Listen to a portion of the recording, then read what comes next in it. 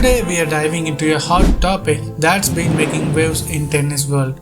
In March 2024, rising tennis star Jannik Sinner tested positive for a banned substance, and it stirred quite a debate. How did this happen, and what does it mean for the integrity of the sport? Let's explore the facts and uncover the story behind the headlines. Jannik Sinner, a name many of us have been hearing a lot recently, found himself in the spotlight for an unexpected reason.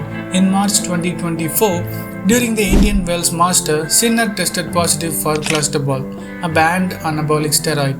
But here is where it gets interesting.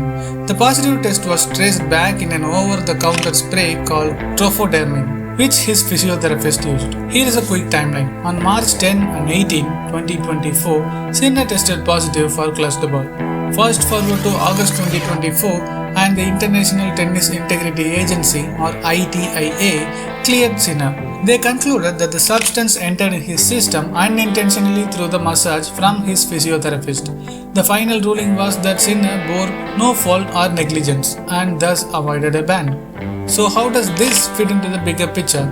Tennis, like many sports, follows strict anti-doping protocols. Players are tested according to the World Anti-Doping Agency's prohibited list.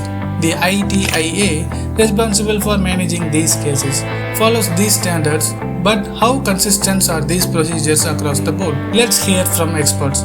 Roger Federer commented on the situation, expressing concerns about the inconsistency in the application of anti-doping rules. Federer mentioned, "It's a nightmare of every athlete and team to have these allegations and these problems." He believes there should be more consistency, especially since Sinner did not face a ban. Novak Djokovic also weighed in, saying, "There is a lot of issues in the system.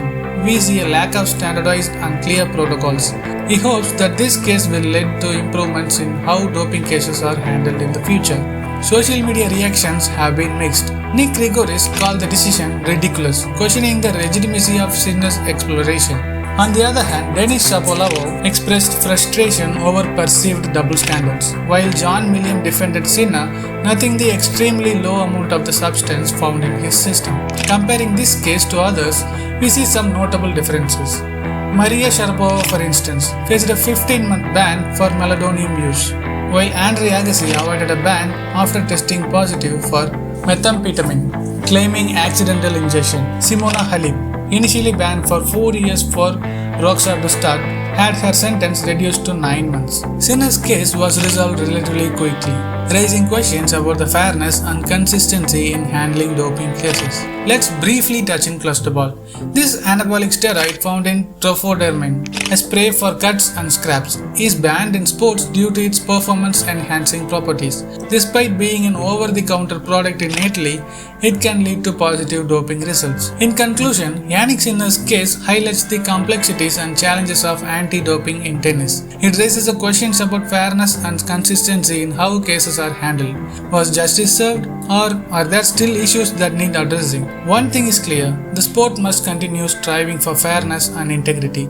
Before you go, if you found this analysis intriguing, you will definitely want to check out our video on Roger Federer's reaction to doping controversies. Federer's insights on this topic are both enlightening and critical. Trust me, it's worth a watch.